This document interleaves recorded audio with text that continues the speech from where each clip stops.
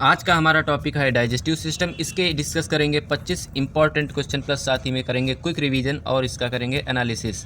ठीक है, डिस्कस करते हैं अपना पहला क्वेश्चन आज का। विच of the following gland not releases digestive enzyme. तो आप सभी को पहला क्वेश्चन का जवाब देना है। तो यहाँ पर बात करें सलाइवरी ग्लैंड की, तो सलाइवरी ग्लैंड में ही निकलता है सलाइवा, जिससे कि क्या स्टार्च का डाइजेशन होता है। इंटेस्टाइनल ग्लैंड की बात करें तो यहाँ पर कौन सा रिलीज होता है एंजाइम, स्मेल। स्मेल एक शॉर्ट फॉर्म है जिसका फुल फॉर्म क्या है, यानी कि सभी एंजाइम का शॉर्ट फॉर्म है ये। सुक्रेज है, मेल्टेज है, इरेप्सिन है, लाइपेज है एंड क्या है, लैक्टोज है। बात करें पैनक्रियाज की, तो पैनक्रियाज में कितने 3 एंजाइम निकलते हैं। कौन कौन से एंजाइम निकलते हैं तो सभी को पता होगा। इसमें पेप्सिन आता है, आपका लाइपेज आता है एंड एमाइलेज आता है। तो ये जो एंजाइम प्रेजेंट रहते हैं किस में प्रेजेंट रहेंगे, पैनक्रियाटिक जूस में प्रेजेंट रहेंगे, आप सभी को पता होगा। तो बात करें लीवर की, तो लीवर निकालता है क्या, बाइल जूस। क्या निकालता है, बाइल जूस। तो बाइल जूस क्या करता है, फैट का डाइजेशन करता है। किसका, फैट का डाइजेशन के लिए क्या होता है, बाइल जूस होता है। मगर बात करें ये कोई भी डाइजेस्टिव एंजाइम नहीं है, तो लीवर इसका सही आंसर होने वाला है। और लीवर की स्टडी को क्या कहते हैं, हेपेटोलॉजी कहा जाता है, आप सभी को पता होगा। और लीवर की सेल्स को हेपेटोसाइट्स कहा जाता है, ये भी आपको पता होगा। मेरा क्वेश्चन आपसे ये है कि बाइल जूस ये जो होता है इसका पीएच वैल्यू कितना होता है, आप सभी को बताना है। बाइल जूस की पीएच वैल्यू कितनी होती है सभी को बताना है। तो बात करें इसके पीएच वैल्यू की, तो कि 7.7 होता है। कितना, 7.7 होता है इसकी पीएच वैल्यू। डिस्कस करते हैं अपना अगला question. Saliva helps in the digestion of. हमने अभी अभी बताया कि सलाइवा किस में हेल्प करती है, तो सभी को पता चल गया होगा ये आंसर, स्टार्च। स्टार्च इसका सही आंसर हो जाएगा। बात करें प्रोटीन की, तो प्रोटीन को डाइजेस्ट कौन करता है, हमारी पेप्सिन होता है, इरेप्सिन होता है, ट्रिप्सिन। ये क्या होते हैं, हमारे पास 3 एंजाइम होते हैं जो कि प्रोटीन को क्या करवाते हैं, डाइजेस्ट करवाते हैं। बात करें कार्बोहाइड्रेट का, तो कार्बोहाइड्रेट जो एक स्टार्च होता है, एक कार्बोहाइड्रेट ही होता है। मेरा आपसे क्वेश्चन ये है कि प्रोटीन का एंड प्रोडक्ट क्या होता है। प्रोटीन का एंड प्रोडक्ट क्या होता है, आप सभी को बताना है। तो प्रोटीन का जो एंड प्रोडक्ट होता है अमीनो एसिड होता है। क्या होता है, अमीनो एसिड होता है। जैसे कार्बोहाइड्रेट का एंड प्रोडक्ट क्या होता है, ग्लूकोज होता है, सभी को पता होगा। जैसे फैट का एंड प्रोडक्ट क्या होता है, फैटी एसिड होता है, ये भी सभी को पता होगा। तो डिस्कस करते हैं अपने अगले क्वेश्चन की। Yellowish colour of cow's milk is due to. Yellowish colour of cow is due to, यानी कि हमारी जो मिल्क होता है गाय का, उसका येलोइश कलर क्यों होता है, ये आपको बताना है किसकी वजह से होता है। तो इसका सही आंसर हो जाएगा कैरोटीन।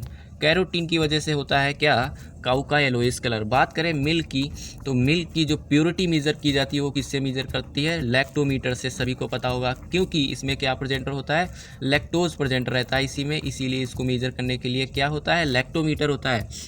तो बात करें मिल्क की, तो इसी में प्रेजेंट रहता है कैसीन प्रोटीन। कौन सा प्रोटीन, कैसीन प्रोटीन, जिसकी वजह से जो हमारे मिल्क का वाइट रंग होता है वो किसकी वजह से होता है, कैसीन प्रोटीन की वजह से होता है। बात करें जेंथोफिल की, तो जेंथोफिल जो येलो कलर होता है, किसके लिए, येलो कलर, किसके, वो भी फ्लावर के येलो कलर के लिए रिस्पॉन्सिबल होता है कौन, जेंथोफिल। वही ये फ्लावर है जिसकी स्टडी को क्या कहा जाता है, एंथोलॉजी कहा जाता है। बात करें राइबोफ्लेविन कोई, तो ये B2 का केमिकल नेम है। क्या नेम है, B2 का केमिकल नेम, या इसे विटामिन जी भी कहा जाता है। राइबोफ्लेविन की कमी से कौन सी बीमारी हो सकती है, ये आपको बताना है। राइबोफ्लेविन यानी कि विटामिन B2 की कमी से कौन सी बीमारी हो सकती है, तो ये आपको बताना है। तो इसकी कमी से क्या होगा, फोटोफोबिया बीमारी आपके हो सकती है। कौन सी, फोटोफोबिया या किलोसिस इसे ही कहा जाता है। ठीक है, बात करते हैं अपने अगले क्वेश्चन की। Which of the following organs convert glycogen into glucose. Glycogen को ग्लूकोज में कौन कन्वर्ट करता है, तो इसका सही आंसर हो जाएगा लीवर। लीवर ही क्या करता है, ग्लाइकोजन को ग्लूकोज में कन्वर्ट करता है। किडनी की बात करें, तो किडनी की स्टडी को सभी लोग जानते हैं, नेफ्रोलॉजी कहा जाता है। ठीक है, नेफ्रोलॉजी कहा जाता है क्योंकि इसकी जो यूनिट सेल होती है उनका नेफ्रॉन नाम होता है। बात करें डिओडेनम की, तो ये हमारे स्मॉल इंटेस्टाइन का पहला पार्ट होता है, सभी लोगों को पता है। लंग्स की बात करें, तो लंग्स आपको सभी को पता होगा कि इसके ऊपर जो मेम्ब्रेन लगा होता है, कौन सा होता है, उसका नाम प्लूरा मेम्ब्रेन। क्या होता है, प्लूरा मेम्ब्रेन उसका नाम होता है। जैसे हमारे हार्ट के ऊपर भी मेम्ब्रेन होता है, वैसे ही लंग्स के ऊपर मेम्ब्रेन होता है। बात करते हैं अगले क्वेश्चन की। Which of the following acid is synthesised in human stomach, यानी कि कौन सी एसिड है जो हमारे पेट में पाई जाती है। तो बात करते हैं हाइड्रोक्लोरिक एसिड की, यानी कि इसी का शॉर्ट फॉर्म में हम लोग लिखते हैं HCl, यानी कि हाइड्रोक्लोरिक एसिड, सभी को पता होगा। तो बात करें HCl के pH वैल्यू की। तो इसका pH कितना होता है ये आप लोगों को बताना है, जो कि हमारे पेट में प्रेजेंट रहता है, सभी को बताना है। ठीक है, तो इसका pH जो होता है 2.5 होता है। ठीक है, और ये किस में प्रेजेंट रहता है? गैस्ट्रिक जूस में प्रेजेंट रहता है। किस में प्रेजेंट रहेगा? गैस्ट्रिक जूस, जो कि कहाँ से निकलता है? गैस्ट्रिक ग्लैंड से निकलता है। साथ ही उसमें क्या होते हैं? हमारे पेप्सिन और रेनिन होते हैं, ये भी आपको पता होगा। तो डिस्कस करते हैं अगला question. In which of the part of the small intestine the process of digestion is completed and absorption of digested food start, यानी कि कौन सा पार्ट है जहाँ पर डाइजेशन खत्म होता है और एब्जॉर्प्शन शुरू हो जाता है, ये आपको बताना है। ठीक है, बात करते हैं डिओडेनम की, तो हमारे इंटेस्टाइन का सबसे पहला पार्ट ये। बात करें जीजोनम की, तो हमारे इंटेस्टाइन का दूसरा पार्ट ये। बात करें इलियम की, तो ये हमारे थर्ड पार्ट किसका? इंटेस्टाइन का है। तो थर्ड पार्ट ऑफ इंटेस्टाइन में ही जाके क्या खत्म होता है? डाइजेशन खत्म होता है, और वहाँ से शुरू होता है एब्जॉर्प्शन शुरू होता है। किसके थ्रू? ब्लड प्लाज्मा के थ्रू, वेलाई के थ्रू। ठीक है, तो इसका आंसर क्या होने वाला है? इलियम इसका सही आंसर होने वाला है। बात करें कोलोन की, तो कोलोन किसका पार्ट है? लार्ज इंटेस्टाइन का पार्ट है, जहां पर वाटर का एब्जॉर्प्शन होता है। तो बात करें इंटेस्टाइन की, तो इसकी लंबाई कितनी होती है ये आपको बताना है। तो इसकी लंबाई जो होती है वो 7 मीटर की अप्रॉक्स होती है, और लार्ज इंटेस्टाइन की जो लंबाई होती है वो 2.5 मीटर होती है। कितनी मीटर होती है? 2.5 मीटर होती है। ठीक है, नाम से भले ही स्मॉल इंटेस्टाइन है, बट उसकी लेंथ बड़ी होती है। तो अगले क्वेश्चन है, which one of the following is not digestive enzyme, तो इसमें से कौन सा डाइजेस्टिव इंजाइम नहीं है, ये आप सभी को पता होना चाहिए। बात करते हैं इंसुलिन की, तो ये हमारा डाइजेस्टिव इंजाइम नहीं है। डाइजेस्टिव इंजाइम क्यों नहीं है? क्योंकि ये एक क्या है? हार्मोन है, और इस हार्मोन का काम क्या है दोस्तों? तो इस हार्मोन का काम है जो ग्लूकोज लेवल होता है, ग्लूकोज के लेवल को कम करना इसका काम होता है। क्या? इंसुलिन का काम होता है। इंसुलिन में ही पाया जाता है जिंक। आपसे क्वेश्चन पूछा जा सकता है इसमें से कौन सा तत्व पाया जाता है, तो आपको बताना होगा जिंक। बात करें रेनिन की, तो ये मिल्क के डाइजेशन को क्या करता है? मिल्क को डाइजेस्ट करवाने में मदद करता है। बात करें पेप्सिन को, ये किसको डाइजेस्ट करवाता है? प्रोटीन का डाइजेशन में मदद करता है। और ये पेप्सिन और रेनिन की बात करें, ये कहाँ से निकलते हैं? सभी को पता होगा, गैस्ट्रिक जूस से निकलते हैं। अमाइलोप्सिन की बात करें, तो ये अमाइलेज है एक प्रकार से, जो कि हमारे सलाइवा में प्रेजेंट रहता है। ठीक है, तो बात करते हैं इंसुलिन जो निकलता है कहाँ से? बीटा सेल से। कहाँ से निकलता है? बीटा सेल से। और बीटा सेल कहाँ प्रेजेंट रहता है? पैनक्रियाज में, सभी को पता है। मेरा क्वेश्चन आप लोगों से ये है कि पैनक्रियाज का दूसरा नाम क्या है, तो सभी को बताना होगा पैनक्रियाज का दूसरा नाम क्या है। तो पैनक्रियाज का दूसरा नाम है आइसलेट ऑफ लैंगरहैंस, इसे ही कहते हैं आइलेट ऑफ लैंगरहैंस। तो अगला क्वेश्चन देखते हैं, in digestion proteins are converted into, ये मैं भी डिस्कस कर चुका हूँ कुछ देर पहले, यानी कि प्रोटीन किस में कन्वर्ट हो जाती है फाइनली, जो कि हमने इंड प्रोडक्ट के बारे में बात किया था। तो फैटी जो एसिड होते हैं ये फैट का इंड प्रोडक्ट है, यानी कि लास्ट में फैट हमारा फैटी एसिड में बदल जाता है। कार्बोहाइड्रेट की बात करें तो हमारा ग्लूकोज में बदलता है। अमीनो एसिड की बात करें तो जो हमारी प्रोटीन होती हैं वो लास्ट में किस में कन्वर्ट हो जाती हैं? अमीनो एसिड में कन्वर्ट हो जाती हैं। बात करें मेल्टोज की, तो मेल्टोज एक प्रकार का शुगर होता है, जो कि आपने पढ़ा होगा। Digestion will not takes place in, यानी कि डाइजेशन कहाँ पर नहीं होता है। सबको पता होगा कि हमारा डाइजेशन कहाँ से? माउथ से स्टार्ट होता है, जो कि सबसे पहले स्टार्च को डाइजेस्ट करवाना शुरू करता है। स्मॉल इंटेस्टाइन में फैट का डाइजेशन शुरू हो जाता है, स्टमक में प्रोटीन का डाइजेशन शुरू हो जाता है, सबको पता होगा। और बात करें फूड पाइप को, जहां पर डाइजेशन नहीं होता है, जिसको क्या कहते हैं? ओसोफेगस। सभी को ये चीज़ पता होनी चाहिए। हमारा क्वेश्चन ये है कि फूड पाइप यानी कि ओसोफेगस में जो हमारा कॉन्ट्रैक्शन होता है, यानी कि सिकुड़ना और एक्सपेंशन, उस मूवमेंट को क्या कहते हैं? क्योंकि उसी मूवमेंट से हमारा खाना आगे तक जाता है, उस मूवमेंट को क्या कहेंगे ये सभी को आपको बताना है। तो उस मूवमेंट को कहते हैं पेरिस्टाल्सिस मूवमेंट या पेरिस्टाल्सिस कहते हैं। तो सभी को ये चीज़ पता होनी चाहिए। बात करते हैं हमारे माउथ में सलाइवा जो प्रेजेंट होती है, सलाइवा उसका पीएच क्या होता है, सभी को बताना है। सलाइवा का पीएच क्या होता है ये भी आपको बताना है। सलाइवा का पीएच होता है 6.8, ये भी आपको पता होना चाहिए। तो अगला हमारा यहाँ पर क्वेश्चन है, विच of the following enzymes help in the digestion of milk protein. सभी को पता होगा, मैंने कई बार बताया है कि इसका सही आंसर क्या होगा? रेनिन इसका सही आंसर होगा। सभी को पता है कैसीन तो प्रोटीन ही होता है हमारी मिल्क में। पेप्सिन सभी को पता है कि गैस्ट्रिक जूस में प्रेजेंट होता है और प्रोटीन को डाइजेस्ट कराता है। बात करें पेप्सिन की, जो हमारा प्रोटीन है, प्रोटीन से किस में कन्वर्ट होता है? पेप्टाइड में कन्वर्ट होता है। बात करें ट्रिप्सिन की तो पेप्टाइड से पेप्टोन में कन्वर्ट करता है कौन? ट्रिप्सिन, जो कि किस में प्रेजेंट होता है? पैनक्रियाटिक जूस में, इंटेस्टाइनल जूस में आगे जाके इंटेस्टाइन में रिलीज होता है, जहाँ पर यही पेप्टोन किस में कन्वर्ट हो जाता है? अमीनो एसिड में, सभी को पता होगा। बात करते हैं अगले क्वेश्चन की, bile juice is secreted by. बहुत ही आसान क्वेश्चन है कि बाइल जूस किसके द्वारा बनाया जाता है? तो लीवर सभी का आंसर हो जाएगा, लीवर बनाता है बाइल जूस। और बाइल डक्ट के थ्रू किस में भेज देता है? गाल ब्लैडर में भेज देता है। गाल ब्लैडर में भेज देता है किसके थ्रू? बाइल डक्ट के थ्रू भेजता है। बात करें गाल ब्लैडर की तो इसी में हमारा स्टोन बन जाता है। क्या बन जाता है? कभी कभी स्टोन बन जाता है, यानी कि पथरी, जिसका इलाज बहुत देर में होता है। और ये स्टोन कैसे बनता है? सभी को सुना होगा कि जो हमारा टमाटर है उससे ही बन जाता है, तो ऐसा नहीं है और ऐसा है भी, क्योंकि हमारा जो टोमेटो होता है उसमें क्या प्रेजेंट होता है? ऑक्जेलिक एसिड प्रेजेंट होता है। क्या प्रेजेंट होता है? ऑक्जेलिक एसिड प्रेजेंट रहता है। और हमारी बॉडी में होता है कैल्शियम प्रेजेंट रहता है। तो कैल्शियम और ऑक्जेलिक एसिड जब रिएक्ट करते हैं तो क्या बनाते हैं? कैल्शियम ऑक्जोलेट बनाते हैं, जिसकी वजह से क्या बन जाता है? स्टोन बन जाता है। तो इसका एक ही उपाय है कि क्या हम विटामिन सी लेते रहें। विटामिन सी से पथरी हमारे बॉडी में नहीं बनती है, ठीक है। बात करते हैं अगले क्वेश्चन की, which of the following is an enzyme that can digest fat. तो ऐसा कौन सा एंजाइम है जो फैट को डाइजेस्ट करे? ठीक है, तो ऐसा एंजाइम है लाइपेज। तो लाइपेज एंजाइम कहाँ निकलता है? इंटेस्टाइनल जूस में निकलता है, जो किसको डाइजेस्ट करवाता है? फैट को डाइजेस्ट करवाता है। सुक्रेज किसको डाइजेस्ट करवाता है? सुक्रोज को। मेल्टेज मेल्टोज को। अमाइलेज किसको डाइजेस्ट करवाता है? सभी को बताना है। अमाइलेज किसको डाइजेस्ट करवाता है? स्टार्च को डाइजेस्ट करवाता है, जो कि कहाँ निकलता है? सलाइवा में निकलता है, प्लस हमारे किस में निकलता है? पैनक्रियाटिक जूस में भी निकलता है, ठीक है। तो बात करते हैं अगले क्वेश्चन की। पर क्वेश्चन है, in which part of the body does the protein digestion begins. तो सभी को पता होगा, मैंने बताया भी है कि हमारा डाइजेशन प्रोटीन का कहाँ से शुरू होता है। तो सभी का आंसर होगा यहाँ पर प्रोटीन स्टमक से स्टार्ट होता है डाइजेशन होना। कौन करता है यहाँ पर? पेप्सिन करता है डाइजेशन। किसका? प्रोटीन का करता है। ओसोफेगस में कोई डाइजेशन नहीं होता है। बात करें माउथ की तो माउथ में ही हमारे प्रेजेंट रहते हैं टीथ, और टीथ भी क्या करते हैं? हेल्प करते हैं डाइजेशन में, वही ब्रेक करते हैं टीथ ही। और उस प्रोसेस को क्या कहा जाता है? मास्टिकेशन कहा जाता है। Break down of food by teeth is called mastication. बात करते हैं, हमारा क्वेश्चन ये है आपसे कि कितने दांत हैं हमारे मुंह में जो कि फिर से उगते हैं, यानी कि दोबारा उगते हैं, यानी कि जिनको दूध के दांत कहा जाता होगा, वो 20 होते हैं। कितने? 20 होते हैं जो फिर से उगते हैं। हमारे अंदर 12 कितने होते हैं? परमानेंट टीथ होते हैं। सभी को बताओ, टीथ की स्टडी को क्या कहते हैं? ये मेरा क्वेश्चन है आपसे, टीथ की स्टडी को क्या कहेंगे? सभी को बताना है कि ओडोंटोलॉजी कहते हैं। क्या कहेंगे? ओडोंटोलॉजी कहेंगे टीथ की स्टडी को।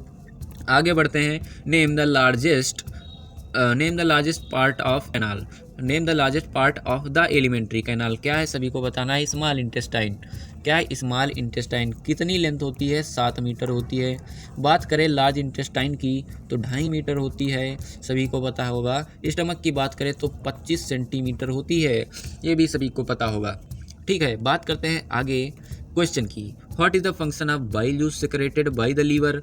बाइल जूस का काम क्या है? मैंने बताया था कि फैट को भी डाइजेस्ट करवाने में मदद करता है, बिल्कुल सही बात है, मगर एक और इसका काम है, वो क्या बताना है आपको? सभी को बताना है, ठीक है। इसका सही आंसर हो जाएगा, it makes the food alkaline, यानी कि फूड को हमारे अल्कलाइन बनाता है। क्यों बनाता है? सभी को पता होना चाहिए कि हमारी बॉडी में जो स्टमक होता है इसमें रिलीज होता है HCl, और HCl इतना ज़्यादा एसिडिक होता है जिसका pH कितना होता है 2.5, कि अगर वो हाथ पे रख दिया जाए तो हाथ भी गल जाएगा। तो हमारा स्टमक कैसे उसको झेल लेता होगा? तो उसके लिए क्या होता है, म्यूकस मेम्ब्रेन प्रेजेंट रहता है, मगर वो तो सिर्फ स्टमक में होता है, हमारे किस में नहीं होता है, इंटेस्टाइन में नहीं होता है।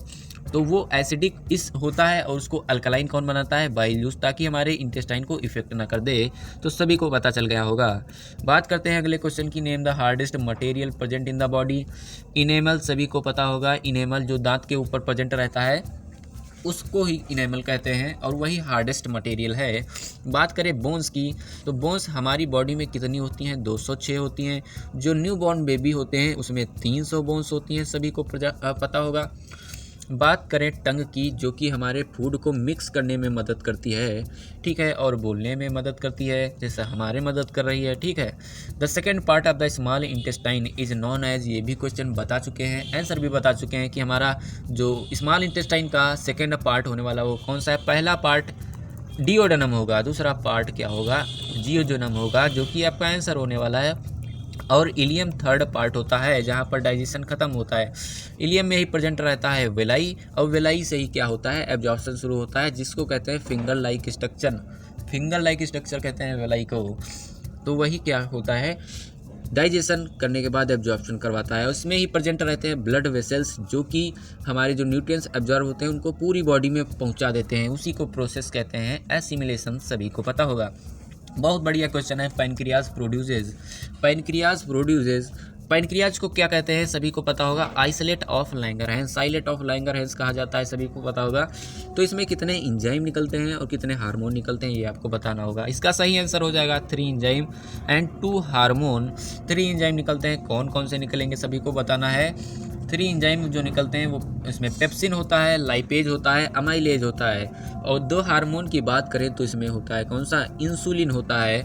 2 हार्मोन की बात करें तो एक होता है ग्लूकागॉन, ठीक है, ग्लूकागॉन होता है, एक होता है इंसुलिन। इंसुलिन के बारे में अभी डिस्कस किया था कि ग्लूकोज के लेवल को कम करता है, और ग्लूकागॉन क्या करेगा, ग्लूकोज को लेवल को बढ़ा देगा। तो दोनों ऑप्शन में मैनेज करते रहते हैं। ग्लूकोज कहाँ से निकलता है, अल्फा सेल से, और इंसुलिन निकलता है बीटा सेल से। कहाँ से, पैनक्रियाज की, पैनक्रियाज की अल्फा सेल से निकलता है ग्लूकोज, और बीटा सेल से इंसुलिन निकलता है। और इसमें 3 एंजाइम होता है, 2 हार्मोन होता है, इसीलिए इसको कहा जाता है मिक्स्ड ग्लैंड कहा जाता है। क्या कहा जाता है, मिक्स्ड ग्लैंड। मिक्स्ड ग्लैंड का मतलब ये इंडोक्राइन भी ग्लैंड है, एक्सोक्राइन भी ग्लैंड है। इंडोक्राइन क्यों ग्लैंड है, क्योंकि इसमें हार्मोन है। एक्सोक्राइन ग्लैंड क्यों है, क्योंकि इसमें एंजाइम है। समझ में आ गया होगा। Pancreatic juice is stimulated by the release of, यानी कि पैनक्रियाटिक जूस किसकी वजह से निकलता है, किसकी वजह से उत्साहित होकर निकलता है, ये आपको बताना होगा।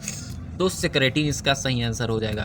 सेक्रेटिन हार्मोन एक होता है जो कि सबसे पहली बार खोजा गया था। सेक्रेटिन क्या है, एक हार्मोन है जो कि सबसे पहली बार खोजा गया था, जिसको किसने खोजा था, स्टर्लिन एंड बेलिस ने। किसने, स्टर्लिन एंड बेलिस ने खोजा था। हेपेटोकाइनिन की बात करें तो यही स्टिमुलेट करता है, यानी कि उत्साह बढ़ाता है, किसको, बाइल जूस निकालने के लिए लीवर को करता है, ताकि बाइल जूस निकले। सभी को समझ में आया होगा। तो 20 क्वेश्चन की बात करते हैं। Where is a protein digestion accomplished, यानी कि प्रोटीन का डाइजेशन कहाँ पर कंप्लीट होता है। ये तो बहुत ही आसान और कई बार डिस्कस किया जा चुका है कि कहाँ पर कंप्लीट होगा। इलियम में कंप्लीट होगा, क्योंकि यही स्मॉल इंटेस्टाइन का लास्ट पार्ट है। रेक्टम हमारा क्या है, जो कि अनडाइजेस्टेड फूड को क्या करता है, स्टोर करता है। डिओडेनम हमारा फर्स्ट पार्ट हो जाता है। स्टमक तो सभी को पता ही होगा क्या होता है, ठीक है। तो बात करते हैं अगले क्वेश्चन की। Most of the fat digestion occurs in, यानी कि सबसे ज़्यादा फैट कहाँ पर डाइजेशन होता है। तो इसका सही आंसर क्या होगा, स्मॉल इंटेस्टाइन। सबसे ज़्यादा स्मॉल इंटेस्टाइन में ही फूड रहता है, और सबसे ज़्यादा डाइजेशन यहीं पर होता है, क्योंकि जो कुछ भी हमारा फैट बचा कुचा रहता है जो कि डाइजेस्ट नहीं हो पाता है, वो हमारे स्मॉल इंटेस्टाइन में आके पूरी तरीके से क्या हो जाता है, डाइजेस्ट हो जाता है। रेक्टम की बात करें तो ये लार्ज इंटेस्टाइन का पार्ट है, और लार्ज इंटेस्टाइन में कौन सा बैक्टीरिया प्रेजेंट रहता है ये आपको बताना है। कौन सा बैक्टीरिया प्रेजेंट रहता है ये आपको बताना है। तो इसका आंसर आप लोगों को पता चल गया होगा, यही है आपका बैक्टीरिया, ठीक है। अगले क्वेश्चन की बात करते हैं। Complete digestion of food occurs in, complete digestion of food कहाँ कर होता है, बार बार वही क्वेश्चन। तो स्मॉल इंटेस्टाइन में कंप्लीट डाइजेशन हो जाता है, ठीक है। और पैनक्रियाज को आइलेट ऑफ लैंगरहैंस कहा जाता है, सभी को पता होगा। नेक्स्ट बात करें अगले क्वेश्चन की। If pancreas is removed which compound is remain अनडाइजेस्ट, यानी कि पैनक्रियाज को हटा दिया जाएगा, जाओ भाई, तो हमारा कौन सा पार्ट जो अनडाइजेस्ट नहीं होगा। सबसे पहले जानते हैं पैनक्रियाज कौन कौन से एंजाइम रिलीज करता है। पैनक्रियाटिक जूस में कौन प्रेजेंट रहता है, pepsin plus lipase plus amylase, ठीक है, ये एंजाइम प्रेजेंट रहते हैं, ठीक है। सॉरी, पेप्सिन नहीं, ट्रिप्सिन यहाँ पर प्रेजेंट रहता है। पैनक्रियाज में क्या प्रेजेंट रहता है, ट्रिप्सिन, तो इसकी जगह पर हम ट्रिप्सिन करेंगे, इसको मिटा करके ट्रिप्सिन, ठीक है। ट्रिप्सिन प्रोटीन का डाइजेशन करवाता है, लाइपेज फैट का डाइजेशन करवाता है, और अमाइलेज का करता है कार्बोहाइड्रेट का डाइजेशन करवाता है। यानी कि अगर इसको हटा देंगे तो तीनों पार्ट ही क्या रह जाएंगे हमारे, अनडाइजेस्टेड। तो इसका सही आंसर क्या हो जाएगा, ऑल ऑफ एबव हो जाएगा। तो क्वेश्चन नंबर 24 की बात करेंगे। Brunner's gland, Brunner's gland are present in, कहाँ पर प्रेजेंट होते हैं ब्रनर्स ग्लैंड? तो ये प्रेजेंट रहते हैं डिओडेनम में, डिओडेनम में प्रेजेंट रहते हैं। और इन्हीं ग्लैंड से क्या रिलीज होता है? सेक्रेटिन हार्मोन रिलीज होता है। सेक्रेटिन हार्मोन ये वही हार्मोन है जो कि किसके उसको स्टिमुलेट करता है ताकि ये जूस निकले, तो सभी को बताना है पैनक्रियाटिक जूस, ठीक है। और यही हेपेटोसाइटोक्रेनिन जो कि बाइल जूस को स्टिमुलेट करता है लीवर से कि निकले, ठीक है। बात करते हैं अपने लास्ट एंड इम्पॉर्टेंट क्वेश्चन जो कि विटामिन से रख दिया गया है। Nyctalopia can occur due to the lack of, nyctalopia कैसे होता है ये आपको बताना होगा, किसकी कमी से होता है ये भी आपको बताना होगा। तो विटामिन ए, सभी को याद आया होगा कि विटामिन ए की कमी से तो क्या होता था? रतौंधी होता था। तो निक्टालोपिया को ही क्या कहते हैं? रतौंधी कहते हैं, नाइट ब्लाइंडनेस कहते हैं, सभी को पता चल गया होगा। तो विटामिन ए की कमी से क्या होता है? निक्टालोपिया होता है। विटामिन ए सबसे ज़्यादा किस में रहता है? कैरेट में रहता है, गाजर में रहता है। और इसका क्या केमिकल नाम का क्या होता है? रेटिनॉल होता है। बात करें विटामिन सी की तो इसका ही नाम होता है क्या? Ascorbic acid. और सबसे ज़्यादा किस में होता है? जो हमारी खट्टी चीज़ें हैं उसमें प्रेजेंट रहता है, जैसे आंवला है उसमें प्रेजेंट रहेगा क्या? Vitamin C. बात करें विटामिन की तो इसी को कहते हैं फिलोक्विनॉन कहते हैं, इसी को क्या कहते हैं? फिलोक्विनॉन। और विटामिन के ही किसमें? ब्लड क्लॉटिंग में मदद करता है। B2 को क्या कहते हैं? विटामिन जी भी कहा जाता है। प्लस इसका केमिकल नाम क्या है? राइबोफ्लेविन है। और इसकी कमी से फोटोफोबिया या किलोसिस हो जाता है। तो आज हम अपना टॉपिक यहीं पर ख़त्म करते हैं, फिर लाएंगे ऐसे ही इंपॉर्टेंट क्वेश्चन। सभी को मज़ा आया होगा आज के इस सेशन में, तो सभी को बताना होगा आप लोगों ने कितने कितने क्वेश्चन किया है। ऐसे ही वीडियोस और भी आती रहेंगी आपके लिए, तो उस चैनल को सब्सक्राइब कर दें और बेल आइकन को दबा दें। धन्यवाद।